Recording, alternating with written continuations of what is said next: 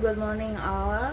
Selamat pagi kelas 9. Nah, hari ini Lausa langsung aja ya membawakan topik pembahasan kita atau bab satunya kamu di kelas 9. Judulnya kita hari ini adalah tentang sistem reproduksi pada manusia. Nah, tadi kan di awal kita udah masuk pada fase perkenalan. Jadi Lausa harapkan kalian bisa memahami apa yang Lausa katakan tadi.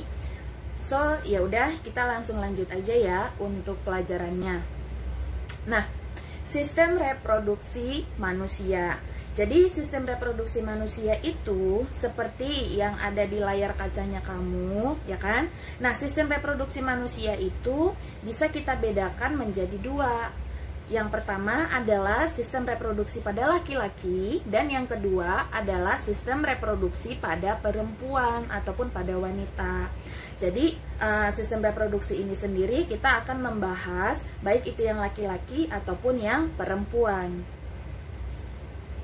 Nah, sistem reproduksi pada manusia itu mulai berfungsi saat seseorang mencapai kedewasaan atau disebut sebagai pubertas. Pada pria telah menghasilkan sel kelamin jantan atau disebut juga dia sebagai sperma dan hormon testosteron. Pada wanita telah menghasilkan sel telur ataupun ovum dan juga hormon estrogen.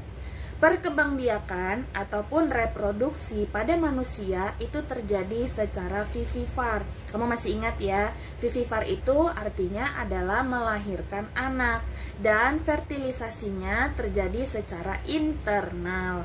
Maksudnya adalah terjadi di dalam tubuh si perempuan. Karena manusia memiliki alat-alat reproduksi yang mendukung fungsi tersebut, adapun alat-alatnya akan kita bahas pada slide-slide selanjutnya. Jadi di sini perlu Lausa tekankan ya, yang namanya sistem reproduksi bagi perempuan yang sudah mengalami menstruasi itu artinya kamu sudah bisa untuk mengandung, atau rahimnya kamu itu sudah berfungsi untuk cabang bayi. Dan bagi laki-laki yang sudah mengalami mimpi basah, itu artinya kamu sudah bisa membuahi. Nah, membuahi itu kan bahasa biologinya ya, tapi kalau bahasa kita sehari-hari adalah spermanya kamu itu sudah aktif. Apabila masuk ke dalam tubuh perempuan, maka si perempuannya bisa hamil. Jadi, apabila kamu pacaran, saya harapkan untuk berhati-hati, jangan bermain-main dengan api. Oleh sebab itu, kita akan membahas tentang sistem reproduksi ini sendiri, gitu ya. Nah, sistem reproduksi pada manusia itu termasuk dalam kategori reproduksi seksual. Kenapa dikatakan seksual? Karena butuh organ ataupun butuh alat kelamin jantan dan butuh alat kelamin betina. Artinya prosesnya itu bertemu baik yang dari perempuan ataupun yang dari laki-laki. Ini kan tubuh ya, kita berbicara tentang tubuh. Nah, ada perempuan, ada laki-laki. Tapi sebenarnya di dalam tubuh si perempuan ini apa? Ada apa? Makanya bisa punya anak. Nah, di dalam tubuh si perempuan itu nanti akan dihasilkan sel ovum. Lalu dari si laki-laki alat kelaminnya apa yang dihasilkan? Makanya bisa buat anak. Namanya adalah sperma. Nah, bagi hubungan suami istri atau yang sudah menikah, maka ovum dari perempuan dan sperma dari laki-laki nanti mereka akan ketemu di mana? Di dalam rahimnya si perempuan. Maka terjadilah yang namanya nanti kehamilan. Seperti itu ya. Nah, kemudian ada bahasa biologi daripada kehamilan, bukan kehamilan ya, maksud saya itu adalah proses bertemunya antara si sel ovum dengan si sel sperma tadi. Nah, ketika sudah ketemu nih sperma dengan ini sel ovum. Apabila ketemu ovum dengan sperma, tetap seperti itu di dalam rahimnya si perempuan, itu namanya adalah proses fertilisasi, proses pembuahan, proses di mana si sel sperma ini telah masuk ke dalam si ovum, lalu kemudian nanti secara perlahan-lahan si perempuan akan mengalami perubahan fisik atau perubahan tubuhnya, mulailah dia agak sedikit menggendut, atau nafsu makannya yang sudah mulai untuk tidak stabil, atau salah satu ciri-cirinya yang lain adalah mengalami gangguan tidur, mual, dan lain-lain sebagainya.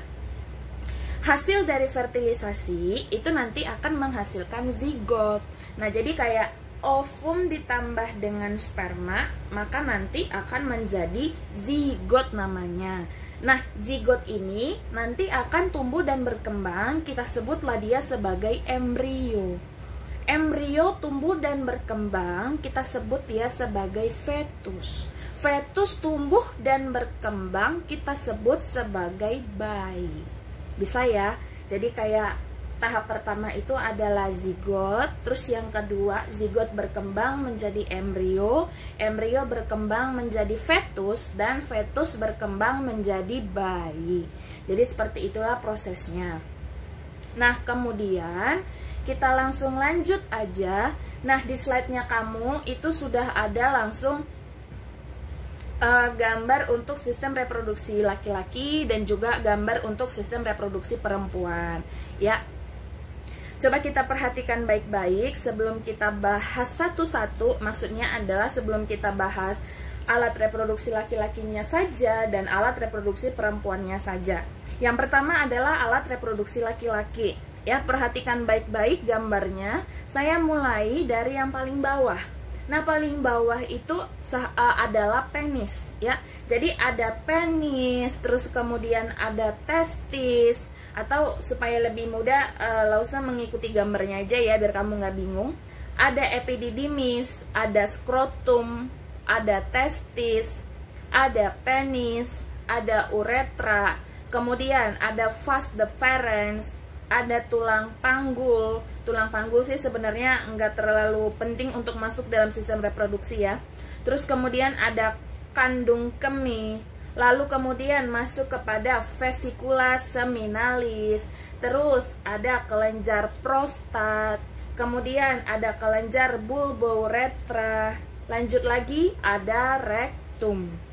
Nah, itulah dia untuk sistem reproduksi laki-laki.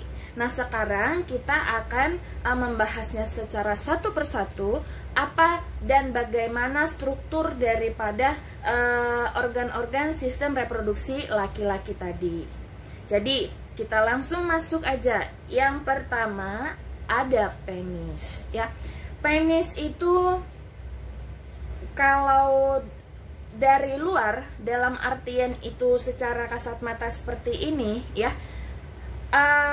Penis itu langsung kelihatan. Itu sama seperti dengan vagina. Nah, kemudian penis itu dia panjang. Dalam artian itu seperti tabung, dan itu fungsinya adalah sebagai saluran kencing ataupun urin sekaligus tempat keluarnya sperma. Nah, jadi pada maksud saya adalah penis itu fungsinya ada dua. Yang pertama sebagai saluran urin, dan yang kedua adalah sebagai saluran sperma. Nah, bisa ya kamu perhatikan penis tadi bagaimana dia strukturnya dan juga panjangnya. Kemudian kita masuk yang kedua, ada skrotum. Nah, skrotum itu berperan untuk menjaga suhu testis agar sesuai untuk memproduksi sperma. Pada skrotum terdapat 2 buah testis. Nah, kamu perhatikan gambarnya untuk skrotum. Ketemu ya yang mana skrotum? Jadi, skrotum itu boleh Lausa katakan seperti selimut bagi testis, ataupun selaput, ataupun kantong. Jadi dia itu kayak ibarat kata tuh kayak gini, kantong, terus di dalamnya ada bulatan, dan bulatannya itu yang disebut sebagai testis. Oke, jadi skrotum itu yang ini fungsinya adalah untuk menjaga si sperma. Untuk apa? Agar suhunya tetap terjaga, atau kehidupan daripada si sperma ini tetap terjaga di dalam tubuh si laki-laki. Nah, kemudian katanya di dalam skrotum itu terdapat testis. Itu bisa kamu perhatikan kan? Nah, jadi testis ini adalah alat kelamin bagian dalam untuk laki-laki. fungsinya adalah untuk memproduksi sperma dan juga untuk memproduksi hormon testosteron. Jadi testis itu skrotum itu jumlahnya ada 2, di kanan dan juga di kiri, baru nanti di tengah-tengahnya ada penis, seperti itu ya. Di tengahnya penis ada skrotum 1, skrotum 2, berarti kan di dalam skrotum ini ada testis. Nah, terus berarti jumlah testisnya ada berapa? Ada 2, sama ya, karena kan fungsi daripada skrotum untuk melindungi, berarti testis juga jumlahnya ada 2. Nah, testis inilah yang sebenar-benarnya fungsinya adalah untuk menghasilkan sperma dan juga untuk menghasilkan hormon testosteron. Lalu apa itu hormon testosteron? Nah, nanti pasti akan kita bahas sebenarnya itu apa. Tapi secara singkatnya, hormon testosteron itu adalah hormon yang membuat seorang laki-laki itu akan mengalami pubertas atau istilahnya hormon kelaki-lakian. Ini contoh misalnya, kamu pasti pernah melihat anak kecil, dari dia kecil terus dia berubah menjadi anak remaja. Gak usah jauh-jauh itu kamu pasti bisa mendeskripsikan perubahan di dalam fisik kamu. Ini untuk laki-laki ya. Apa perubahan yang terjadi pada fisik kamu ketika kamu masih anak-anak dan sekarang kamu remaja? Itu semua adalah pengaruh daripada hormon testosteron. Jadi bisa ya. Terus kemudian yang keempat adalah saluran epididymis. Nah, epididymis ini merupakan saluran yang keluar dari testis. Nah, berarti kan tadi ada testis. Kamu perhatikan gambarnya ya. Ada testis, terus kemudian dilindungi oleh skrotum, lalu dari sini keluar saluran. Nah, jadi salurannya ini fungsinya adalah sebagai tempat penyimpanan sperma sementara. Jadi kayak diabsorb gitu loh, atau kayak diserap ya. Nah, spermanya itu diserap dari testis, terus kemudian disimpan sementara oleh si epididymis. Sekarang, kenapa harus disimpan sementara loh? Kenapa nggak di testis aja? Nah, balik lagi, testis tadi kan fungsinya adalah untuk memproduksi. Berarti kan dia ibarat kata pabrik ataupun industri yang kerjaannya adalah untuk menghasilkan, memproduksi secara terus-menerus. Jadi kalau nggak diserap, kalau nggak diabsorb, nanti dia bisa tumpah atau kayak keluar gitu. Keluarnya dari mana? Bukan dari keluarnya itu bukan dari testisnya juga ya, tapi dari penisnya. Itulah yang disebut sebagai mimpi basah. Ada saatnya memang kadang-kadang laki-laki itu kayak ketika bangun tidur itu seperti kencing ya kan, dan dia berlendir-lendir nanti di spraynya, di tempat tidurnya. Alasannya kenapa? Karena testisnya itu atau karena epididymisnya itu sudah kepenuhan, jadi dia harus dibuang dulu sedikit. Nah, itulah fungsi daripada epididymis gitu ya. Dan satu lagi kriteria daripada epididymis ini adalah berkelok-kelok atau berlekuk-lekuk. Jadi epididymis adalah saluran yang panjang dan dia itu berlekuk-lekuk ke atas melingkari pinggang daripada si laki-laki. Bukan pinggang sih ya, maksud saya itu, coba kamu perhatikan gambarnya, itu di dalam maksud saya, dia itu kayak melingkar-lingkar di dalam, panjang.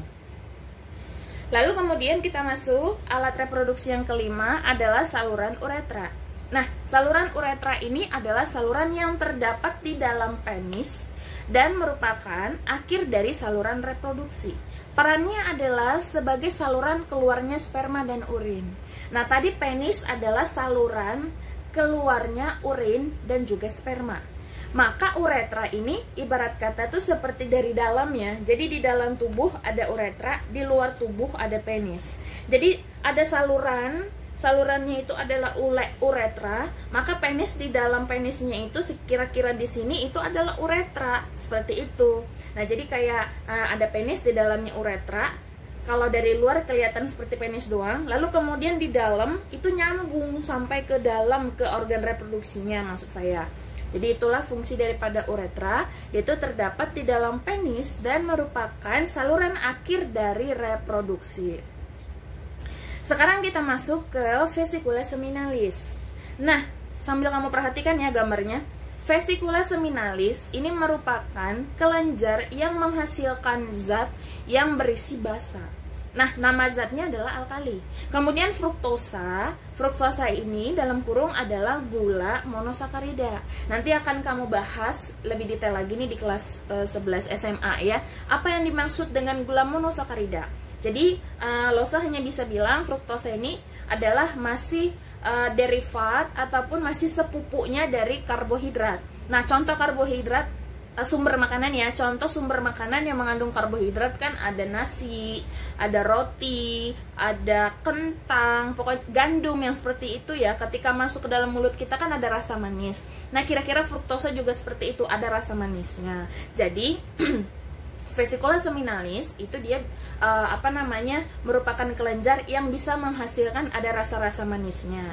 Cuma kenapa saya katakan tadi kira-kira sepupunya karbohidrat, meskipun mereka sama-sama manis, tetapi pada dasarnya sifat manis mereka ini sedikit berbeda. Nah, itu maksud Losa ya. Terus kemudian ada hormon prostaglandin, terus kemudian ada protein pembekuan. Nah, itulah fungsi untuk vesicula seminalis. Lanjut, kita masuk kepada kelenjar-kelenjar yang terdapat pada sistem reproduksi laki-laki. Ada dua kelenjar, yang pertama adalah kelenjar prostat dan yang kedua adalah kelenjar Cowper. Yang pertama kelenjar prostat. Sebelum Losa masuk kepada penjelasannya, pernah nggak kamu mendengar ada seorang laki-laki yang menderita kanker prostat? Itu ada ya. Jadi prostat ini juga sangat penting bagi bagi laki-laki, karena kalau misalnya salah makan, bukan salah makan, kayak ada satu makanan yang nggak boleh masuk ke dalam kelenjar prostat ini, tetapi apabila masuk ke dalam kelenjar prostat maka nanti bisa menjadi kanker prostat gitu. Nah, kelenjar prostat terletak di bawah kandung kemih. Ya, kamu tahu dong kandung kemih. Kira-kira fungsi kandung kemih itu untuk apa? Untuk tempat penampungan urin sementara, ya kan? Nah, di mana nanti dipelajari kandung kemih? Kandung kemih itu nanti kandung kemih itu sudah kamu pelajari di kelas 8, yaitu pada bab sistem ekskresi. Fungsinya adalah untuk tempat penyimpanan urin. Nah, kelenjar prostat ini terletak di bawah kandung kemih. Fungsinya adalah untuk menghasilkan cairan yang bersifat asam. Jadi, itu dia tadi. Fungsi untuk kelenjar prostat adalah untuk menghasilkan cairan yang sifatnya itu asam. Lalu kemudian kita masuk kepada kelenjar yang kedua, yaitu kelenjar Cowper. Nah, kelenjar Cowper ini ada nama lainnya. Cowper nama lainnya adalah kelenjar bulbourethra glans. Maksud saya adalah kelenjar bulbourethra ataupun bulbourethra glans. Sama ya. Fungsinya adalah untuk melindungi sperma dengan cara menetralkan urin yang memiliki pH asam di mana tersisa dalam uretra. Nah, jadi uretra tadi itu kan fungsinya adalah sebagai saluran urin dan juga saluran sperma. Kadang-kadang dia nanti akan bersifat asam. Kalau asam, sperma bisa mati karena sifat sperma ini dia bisa bertahan dalam kondisi basah. Asam dan basa, kamu ingat ya, ada pelajaran di IPA terpadu juga, kan ada sifat asam, ada sifat basa, yang standarnya adalah 7. Jadi sperma ini tidak bisa hidup dalam kondisi yang asam, dia itu harus berada pada sifat basa. Itulah salah satu fungsi daripada kelenjar Cowper ini adalah untuk menetralkan urin, di mana tadinya mungkin urinnya bersifat basa dan ada sisa-sisanya di di uretra, maka kelenjar Cowper fungsinya adalah untuk membersihkannya tadi sehingga sperma bisa tetap hidup dengan kondisi pH basa. Nah, kemudian kita masuk kepada struktur sperma. Oke, jadi perhatikan gambar. Sperma itu layaknya kecebong. Kalau kamu pernah lihat, kecebong itu salah satu fase metamorfosa dari katak. Nah, jadi sperma dia punya 3 bagian penting. Bagian yang pertama ada kepala, bagian kedua bagian tengah, dan bagian yang ketiga adalah ekor. Jadi kita bahas satu persatu. Untuk di bagian kepalanya ya, untuk di bagian kepala itu ada 4 bagian. Perhatikan baik-baik, maksud saya dia ada 3 bagian. Bagian yang pertama itu disebut sebagai akrosom, pelindungnya dari luar. Kemudian yang kedua ada membran plasma, ya. Membran plasma, membran itu maksudnya adalah selaput. Jadi kayak lapisan kedua yang melindungi bagian kepalanya. Terus kemudian yang ketiga adalah nukleus. Nukleus itu adalah inti sel, inti sari. Jadi di dalam sperma ini ada kromosom, ada DNA. Nah, ini kita akan bahas nanti di genetika di kelas 9 kamu juga gitu ya. Jadi sperma itu sebenarnya juga ibarat kata tuh bungkus. Kenapa saya katakan bungkus? Intinya itu sebenarnya ada di kepalanya, ada di nukleusnya itu. Nah, apabila nanti sperma menembus ovum, tuh ditembus kayak gitu kan, ditembus. Nah, maka nanti kepalanya itu akan kebuka. Tujuannya apa? Untuk mengeluarkan inti selnya ini. Karena di dalam inti selnya ada kromosom. Kromosom itu kalau misalnya Lause uraikan lagi, ada DNA, ada RNA. Itu sebenarnya yang diperlukan oleh ovum. Ovum juga seperti itu. Nanti akan kita bahas juga. Intinya adalah kromosom ketemu sama kromosom. Maka terjadilah nanti zigot. Nah, bagian tengah itu ada 3 bagian, 4, 5, 6. 4 ada sentriol, kemudian yang kelima ada mitokondria, dan yang keenam ada terminal disk, gitu ya. Terus kemudian untuk bagian ekor nomor 7 itu ada filamen aksial, ya namanya aja ekor gitu ya, atau nggak usah kita sebut sebagai filamen aksial. Fungsi daripada ekor ini adalah untuk bergerak, untuk mencari di mana ovum. Lalu kemudian fungsi daripada bagian tengah itu ibarat kata per, atau apa sih, pokoknya yang flex yang gini-gini gitu ya, ditarik-tarik gini. Tujuannya adalah supaya ini kepalanya itu bisa ditembak gitu, bisa didor, agar apa? Agar kepalanya itu terlepas dari bagian leher, terus nanti kepalanya masuk ke dalam ovum, terus kemudian kepalanya juga akan membuka. Jadi kayak kompleks gitu ya, ekor untuk bergerak mencari atau berjalan menemukan ovum ada di mana. Setelah ketemu, maka nanti bagian tengahnya itu seperti per saya katakan tadi, dia akan menembakkan atau dia akan cus gitu, memberi tenaga agar si ovum ini bergerak langsung menuju ke ovum. Terus bagian kepalanya juga nanti akan kebuka, lalu kemudian keluarlah DNA, keluarlah kromosomnya dan ketemu dengan ovum. Jadi kira-kira seperti itu untuk sistem reproduksi laki-laki. Sekarang kita lanjut untuk sistem reproduksi wanita. Nah, sistem reproduksi wanita, kita masuk kepada gambar. Kamu perhatikan baik-baik gambarnya. Kita mulai dari yang paling bawah. Paling bawah ada vagina, terus kemudian di atasnya vagina ada cervix. Cervix ini nama lainnya adalah leher rahim. Terus kemudian kita masuk lagi ke bagian tengahnya itu yang kayak tabung gini kan. Nah, itu adalah uterus, atau bahasa lainnya adalah rahim. Pengertian maksud saya ya, rahim. Terus kemudian di atasnya yang ada tanda panah seperti ini, itu adalah ovarium. Kamu perhatikan ovarium itu ada 2, yang kayak bukan bentolan, yang kayak bulatan gitu ya.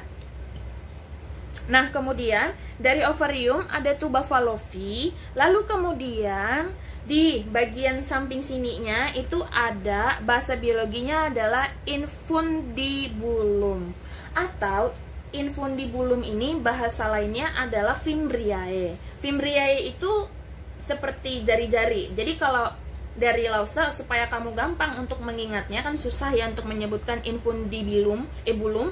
Jadi kamu sebutkan aja namanya adalah fimbriae. Fimbriae itu dia bentuknya seperti jari gini. Nah, nanti akan saya jelaskan berdasarkan fungsinya masing-masing. So, yang pertama kita bahas dari vagina dulu. Vagina itu adalah saluran yang menghubungkan yang menghubungkan lingkungan luar dengan rahim, sekaligus tempat mengalirnya darah menstruasi dan saluran keluarnya bayi. Jadi vagina itu fungsinya lumayan agak banyak ya. Yang pertama adalah untuk menghubungkan lingkungan luar dengan lingkungan dalam, itu pasti. Terus kemudian yang kedua adalah tempat mengalirnya menstruasi. Ya, menstruasi ini hanya perempuan lah yang ngerti, cowok nggak akan ngerti. Terus kemudian yang ketiga adalah saluran keluarnya bayi. Nah, dari situlah nanti kita juga kan akan bahas kehamilan ya. Jadi sedikit Lause jelaskan, ketika seorang perempuan melahirkan secara normal, bukan sesar, maka nanti maaf, lubangnya itu cuma segini, itu kecil banget gitu ya. Jadi dari lubangnya ini tuh bisa keluar kepala bayi yang segini, dan itu nanti akan sobek gitu oleh kepala bayinya. Terus kemudian bagian yang kedua adalah serviks. Serviks ini merupakan struktur rahim bagian bawah yang menyempit dan membuka ke arah vagina. Atau lebih simpelnya lagi seperti yang saya katakan tadi adalah leher rahim. Kenapa dikatakan dengan leher rahim? Karena serviks ini adalah penghubung antara vagina dan rahim, gitu ya. Apa fungsinya? Nah, serviks ini kalau kamu perhatikan gambarnya, dia itu kayak ada garis-garisnya gitu ya. Ya, ibarat kata per.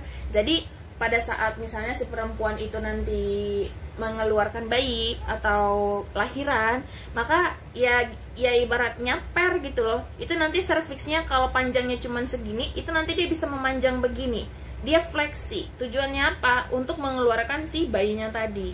Selain fungsinya adalah sebagai penghubung antara vagina dan rahim. Kemudian kita masuk kepada saluran telur. Ya, saluran telur nama lainnya adalah tuba fallopi ataupun oviduk. Terdapat sepasang di tiap tubuh perempuan, yaitu di bagian kanan dan juga di bagian kiri.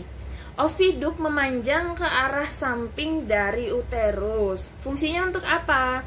Fungsinya adalah untuk membawa sel telur dari fimbriae ke rahim. Pada saluran inilah terjadi fertilisasi ataupun pembuahan.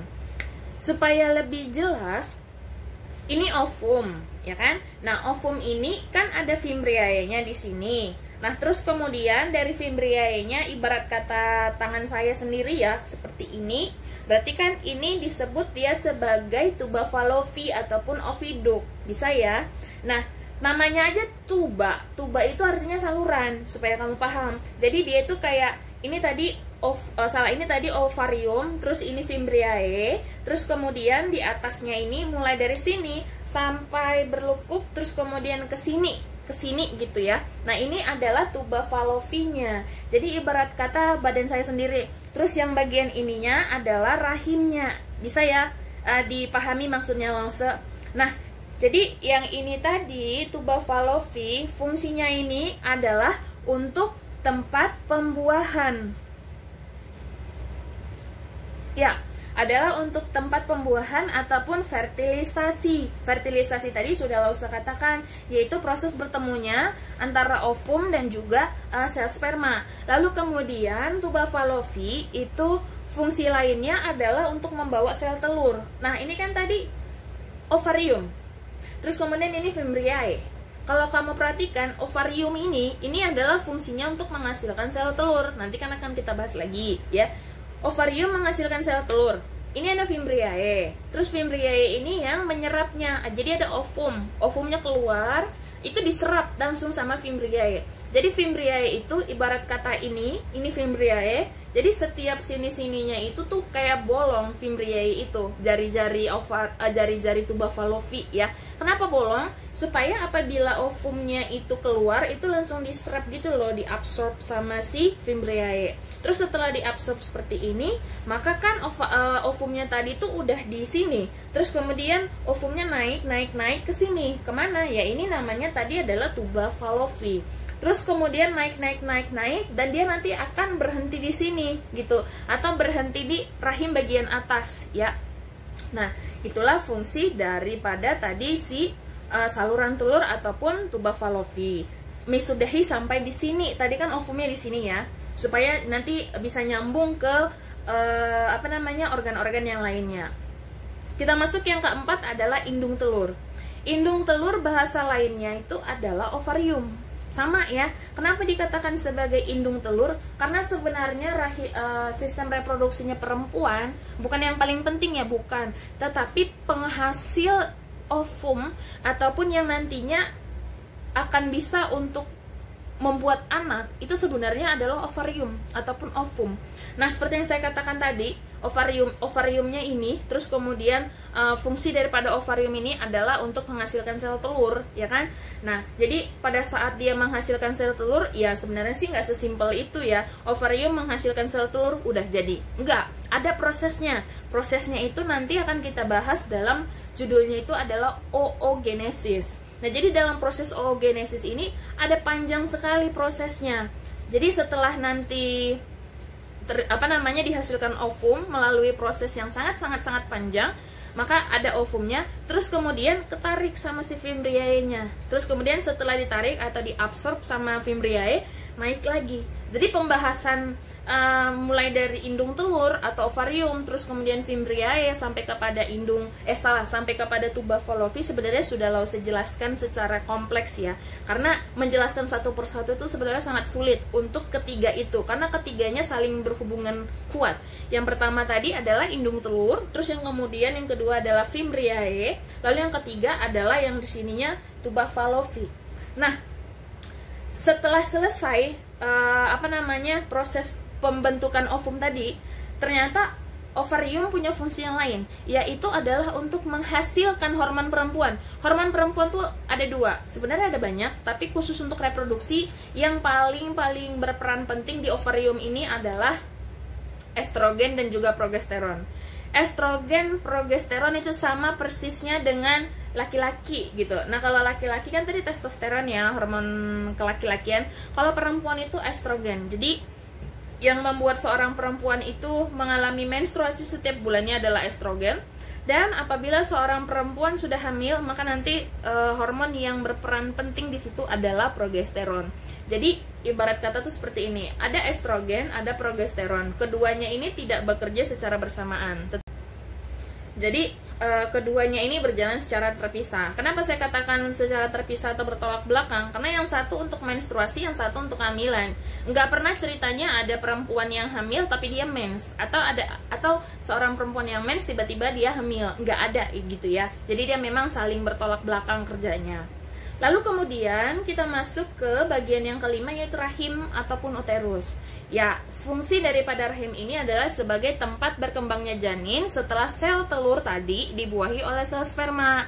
Nah, lalu kemudian di rahim ini misalnya ya kan, ibaratnya itu badannya Lause sendiri. Ini rahimnya, terus kemudian rahim itu kan pasti punya dinding. Nah, dindingnya namanya adalah endometrium. Jadi endometrium ini nanti akan kayak menebal. Setelah menebal tapi tidak ada janin atau tidak ada proses pembuahan, maka nanti dinding rahim ini ataupun endometrium ini yang setelah menebal, dia nanti akan meluruh. Itulah yang disebut sebagai proses menstruasi. Kita akan bahas lebih jelasnya lagi nanti. Nah, sekarang sama halnya dengan sperma tadi. Jadi kamu bisa perhatikan ada struktur ovum. Perhatikan layarnya ya, atau perhatikan gambar daripada ovum. Nah, jadi ovum itu gambarnya itu lebih simpel ketimbang sperma, karena dia tuh cuman kayak satu bulatan doang. Dia satu bulatan, terus ada jelly atau ada apalagi saya katakannya, ada selaput pelindungnya. Kenapa harus jelly? Karena dia harus saya katakan bersifat fleksi, lentur, lembut gitu. Ya kalau keras hancur dong nanti ovumnya gitu ya. Nah, terus kemudian ovum itu punya lapisan berjeli. Besarnya itu hanya berkisar 0,1 mm doang. Terus kemudian ovum itu punya membran sel, punya sitoplasma dan juga punya nukleus. Jadi kira-kira seperti itu ya. Dan sekarang pembahasan kita yang terakhir adalah proses fertilisasi. Apa itu fertilisasi? Balik lagi, fertilisasi adalah proses pembuahan ataupun proses bertemunya sel sperma dengan sel ovum. Nah, fertilisasi ini bisa terjadi apabila si sperma ini memiliki kualitas yang bagus dan juga si ovum ini memiliki kualitas yang bagus. Lalu kemudian si ovum, saya ulangi sekali lagi, indung telur, ovarium mengeluarkan ovum, terus diserap oleh fimbriae, ya kan, diserap, terus kemudian akan naik ke tuba fallopi, terus kemudian nanti ketika datang sperma, makanya saya katakan sperma itu kan dia memang wajib punya ekor ya, karena dia akan berjalan dari vagina, dia jalan naik ke atas itu untuk menemukan si ovum tadi. Nah, setelah ketemu sama si ovumnya, maka nanti mereka akan bergelinding. Bergelinding itu maksudnya ya berjalan gitu ya kan, berguling, karena posturnya ovum memang bulat. Jadi caranya memang dia kan kayak ngegelinding gini gitu. Nah, terus dia akan jalan turun-turun ke bawah dan akhirnya nanti akan menempel di rahim.